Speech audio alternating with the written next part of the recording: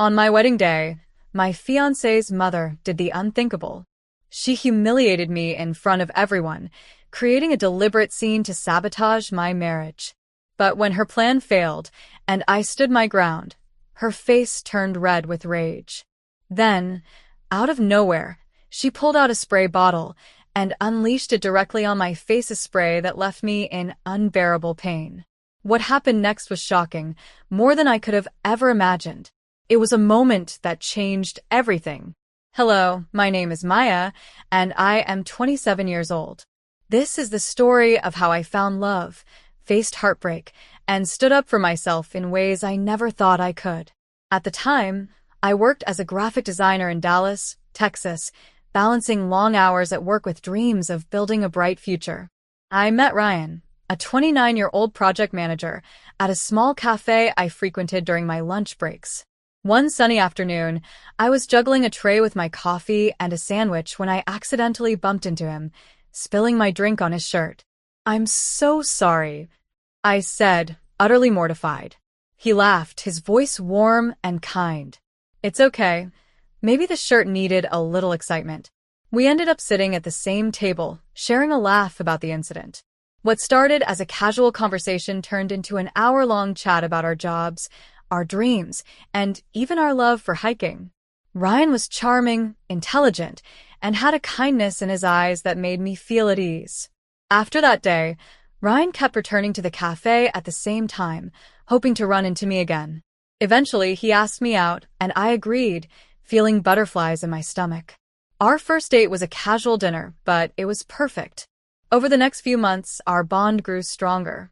I could see a future with him, something I hadn't felt with anyone else before. After 6 wonderful months of dating, Ryan decided it was time for me to meet his mother. Although I was excited, I couldn't shake the nervousness. Ryan had always spoken highly of his mother, Elaine, but I could sense a hesitation in his tone whenever the topic of me meeting her came up.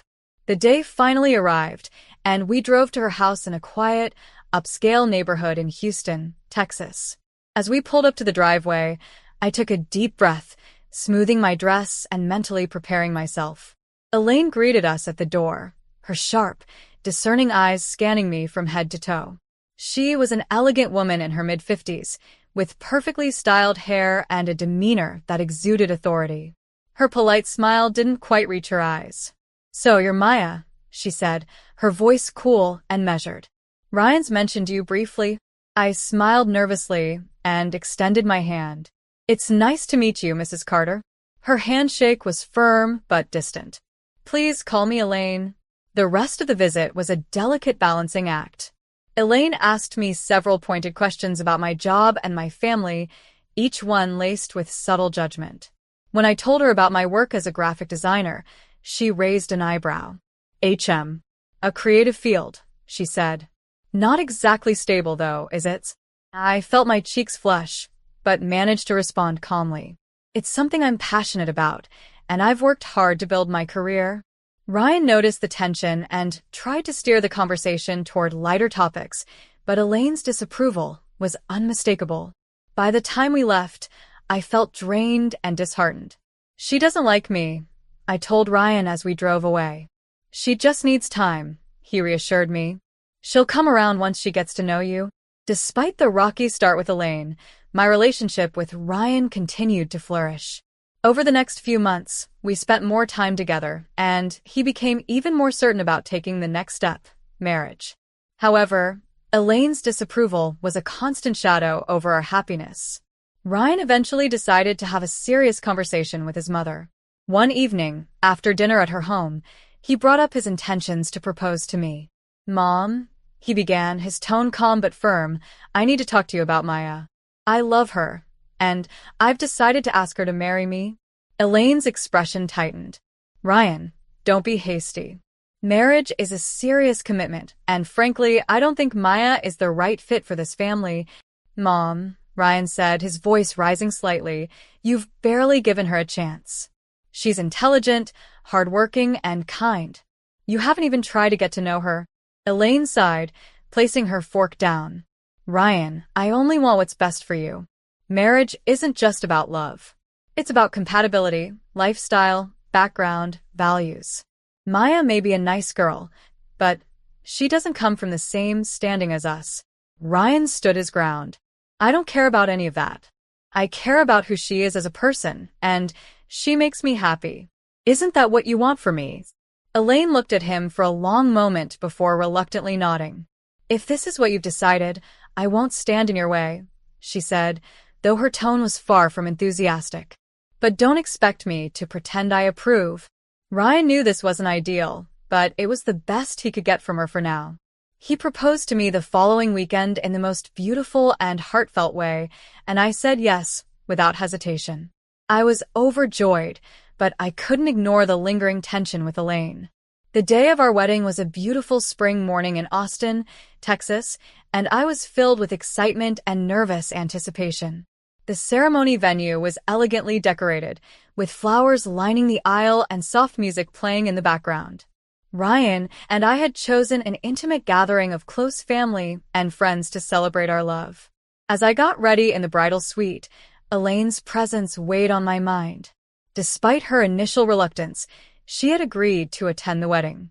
I told myself that her opinion didn't matter as long as I had Ryan by my side. But deep down, I feared she might create a scene. My fears came true during the reception. The event was in full swing, and everything seemed perfect until Elaine approached the table where the gift envelopes were being collected. She picked up the small box where guests had been dropping monetary gifts and began inspecting it. "These are all the monetary gifts," she asked loudly, drawing attention from nearby guests. Ryan and I exchanged confused looks. "Yes, Mom," he replied. "Why?" She fixed me with a sharp stare. "Traditionally, all monetary gifts from the wedding belong to the groom's family. It's a sign of respect for the family that raised him." I blinked, stunned. "Elaine, that's not how we planned it. The money is meant for Ryan and me to build our future together." Elaine's expression hardened. "That's not how it works in our family," she said coldly. "You're marrying into the Carters, and you should respect our traditions. This $20,000 isn't yours." Her words carried through the room, and I could feel the eyes of our guests turning toward us. My face flushed with embarrassment, but I stood my ground. "With all due respect, Elaine," I said, keeping my voice steady, "these gifts were given to us as a couple. Ryan and I will decide how to use them." Ryan stepped forward, placing a protective arm around me. "Mom, let it go. This is our day, and the gifts are for us. Please don't ruin this moment." But Elaine was already fuming. Her face contorted with anger as she reached into her bag and pulled out a small spray bottle. "You think you can take what's mine and walk away?" she snapped. Before anyone could react, she sprayed the substance directly on my face. A sharp burning sensation spread across my cheeks and eyes. I stumbled backward, gasping in pain as my skin turned red and swollen. Tears streamed down my face as I cried out, the burning becoming unbearable.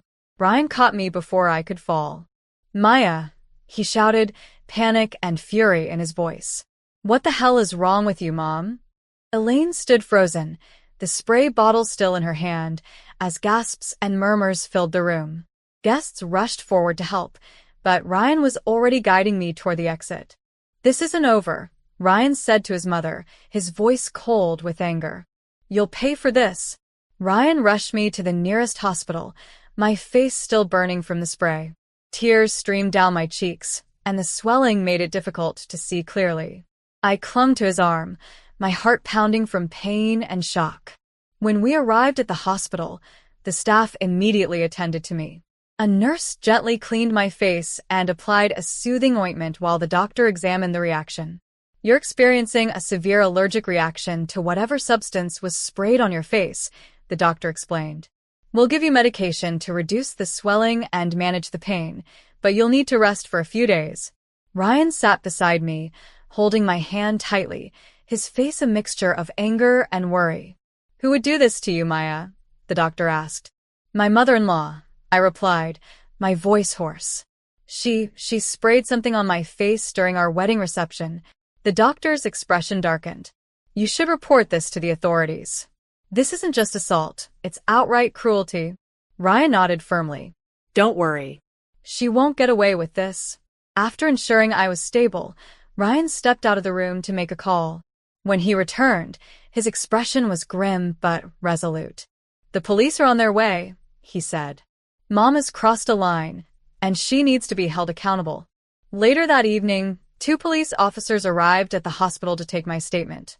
I recounted the events in detail, explaining how Elaine had caused a scene over the $20,000 wedding gifts and escalated the argument by using the spray. "She brought that spray with her intentionally," I said, my voice trembling. "This wasn't an accident, it was planned." Ryan backed me up, providing his own account of the incident and the guests who had witnessed it. The officers assured us that they would investigate and take appropriate action. "She could face charges for assault and intentional harm," one of the officers explained. "We'll also collect the spray bottle as evidence." The next morning, as I rested at home with Ryan by my side, we received a call from the police. They had already questioned Elaine, who initially tried to downplay the incident, claiming it was a misunderstanding. However, the guests' testimonies and the spray bottle's contents left no doubt about her intent. Ryan's jaw tightened as he ended the call. "She's being charged, Maya. Assault with intent to harm. She'll have to face the consequences." Despite my pain, a sense of relief washed over me. Elaine's actions had caused me so much suffering, but justice was finally within reach. A week after the incident, Elaine faced her first court hearing. The evidence was overwhelming: testimonies from guests, the spray bottle containing the allergenic substance, and medical reports documenting my injuries left no room for doubt. The judge listened to the case carefully, acknowledging the gravity of Elaine's actions. "This is not just a family dispute," the judge said sternly. "This was a calculated act of harm meant to inflict pain and humiliation on the victim." Elaine was found guilty of assault with intent to cause bodily harm. She was sentenced to 6 months in prison and fined $10,000 for the damages. The judge also issued a restraining order, prohibiting her from contacting me or attending any future family events without prior consent. As Elaine faced the consequences of her actions, I focused on healing, physically and emotionally. The swelling on my face gradually reduced, but the emotional scars took longer to mend. Ryan was my rock during this time, constantly reassuring me that none of this was my fault. "You're stronger than you think, Maya," he said one evening as we sat on the couch. "We've been through so much, but we're still standing. I'll always protect you, no matter what." His unwavering support reminded me why I had fallen in love with him in the first place. Despite the chaos surrounding the wedding, Ryan and I decided to move forward with our lives. A month after Elaine's sentencing, we held a small, private ceremony with only our closest friends and family. It was simple but beautiful, filled with love and joy, everything our first wedding should have been. As we exchanged vows, I felt a sense of closure. The pain and humiliation caused by Elaine no longer defined us. We were stronger than ever, ready to start this new chapter together. Months turned into a year, and life for Ryan and me had settled into a beautiful rhythm. Our small ceremony had given us the fresh start we desperately needed, and we were finally able to focus on building our future. I had even begun volunteering with an advocacy group, sharing my story to help others. For the first time in a long while, I felt truly at peace. But that peace was tested when Ryan received a letter one afternoon. He walked into the living room, the envelope in his hand, his face a mix of confusion and tension. "It's from my mom," he said, sitting down beside me. I froze. Elaine. It had been a year since her sentencing, and during that time, we had no contact with her. Her presence, or lack thereof, had allowed us to heal. I could still remember the sting of the spray and the humiliation she had caused me on what should have been the happiest day of my life. "What does she want?" I asked, my voice cautious. Ryan opened the letter and read it silently before handing it to me. Elaine had written about her regret, claiming she had time to reflect on her actions while in prison. She apologized for her behavior, writing, "I now realize how wrong I was, and I deeply regret the pain I caused you both. I want to make amends and hope to be part of your lives again." I looked up at Ryan. "Do you think she's serious?" He sighed, rubbing his temples. I don't know. This doesn't erase what she did, Maya. But she's still my mom. I don't know if I can just ignore her. The letter left us both conflicted. Ryan wanted to believe that his mother had changed, but I couldn't forget the pain she had caused me. The memory of her actions still lingered like a shadow over our lives. For days, we debated whether to respond. I don't want her to hurt us again, I said one evening, my voice trembling. But I also don't want to be the reason you lose your mother forever. Ryan nodded, his eyes filled with empathy. I understand. But if there's even a chance she's genuine, maybe it's worth giving her a chance. Not for her, but for us. Finally, we agreed to meet her, but on our terms. I insisted it happen in a neutral, public place, with clear boundaries set beforehand. We met Elaine at a quiet cafe in the heart of the city. She looked different, less composed, her once flawless appearance softened by the passage of time and her experiences. When she saw us, she stood up nervously, her hands clasped together. Maya, Ryan, she began, her voice trembling. Thank you for agreeing to meet me. We sat down, and for a moment, there was only silence. Finally, Elaine spoke. I know I can't undo what I did, she said, her eyes welling with tears. I was blinded by my pride and my own insecurities. I lashed out at you, Maya, because I felt like I was losing my son. But I see now how wrong I was. You're a wonderful woman, and Ryan is lucky to have you. Her words surprised me. They felt genuine, but the pain of the past was still fresh. Elaine, I said, my voice steady, what you did was more than a mistake. You hurt me deeply, not just physically but emotionally. It's not something I can easily forget. Elaine nodded, tears streaming down her face. I know. I don't expect forgiveness overnight. I just want a chance to show you I can be better. Ryan turned to me, his expression conflicted. This was a moment we hadn't fully prepared for. The decision was mine to make, whether to allow Elaine back into our lives or to maintain the distance that had given us peace. I took a deep breath, steadying myself as Elaine's words lingered in the air. Ryan sat beside me, waiting for my response, his hand gently resting on mine. The weight of the decision pressed on me. I could see the genuine regret in her eyes, but the scars of her actions still felt fresh. Elaine, I began, my voice firm but not unkind. Forgiveness isn't something that comes easily. What you did caused so much pain, not just to me but to Ryan as well. You almost broke us. But I paused, glancing at Ryan, who gave me a small, encouraging nod. I'm willing to give you a chance to prove yourself. That doesn't mean everything is forgotten, but it means we're willing to start somewhere. On one condition, there will be clear boundaries. If you ever disrespect or hurt us again, there will be no second chances. Elaine wiped her tears with trembling hands, nodding vigorously. Thank you, Maya. I promise you, I'll do everything I can to make this right.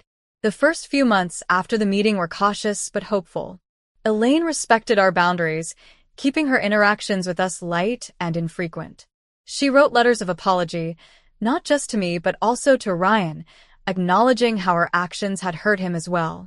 She even sought therapy to address her issues, something Ryan later told me was a major step for her. While I wasn't ready to completely trust her, I appreciated her efforts to change. 6 months after Elaine's release, Ryan and I hosted a small dinner to celebrate our first anniversary as a married couple. It was the first family gathering we'd had since the incident, and I was hesitant about inviting Elaine. But Ryan assured me she'd been on her best behavior and genuinely wanted to celebrate with us. Elaine arrived with a thoughtful gift, a scrapbook of our wedding photos and memories, something I never thought I'd see from her. I know our wedding day didn't go as planned, she said quietly, but I wanted to honor the love you two share. Her gesture brought tears to my eyes. It wasn't perfect and it didn't erase the past, but it was a step toward healing. Over time, Elaine's efforts to rebuild our relationship bore fruit. While I remained cautious, I began to see glimpses of a different side of her, a woman who was trying to learn from her mistakes and mend the bonds she had almost destroyed. It wasn't a perfect fairy tale ending, but it was a beginning. Ryan and I continued to grow in our love and partnership. The hardships we faced only strengthened our resolve to build a life rooted in respect and kindness. Together, we learned that forgiveness doesn't mean forgetting, but finding a way to move forward without letting the past define us. Elaine's reconciliation wasn't easy, but it taught me that sometimes, even the deepest wounds can heal with time, effort, and boundaries. As Ryan and I looked ahead to our future, we knew we had built something unshakable, a life filled with love, trust, and the resilience to face anything together. Thank you for reading this story. It's a journey of love, resilience, and forgiveness, showing that even in the darkest moments, there's a chance for healing and new beginnings. If you enjoyed this story, don't forget to like this video to show your support. We'd love to hear your thoughts. Share your feelings, feedback, or similar experiences in the comments section below. Your input means so much to us. And don't forget to subscribe to our channel for more stories like this, filled with drama, lessons, and inspiration. Hit the notification bell so you never miss an update. Thank you for being part of our community.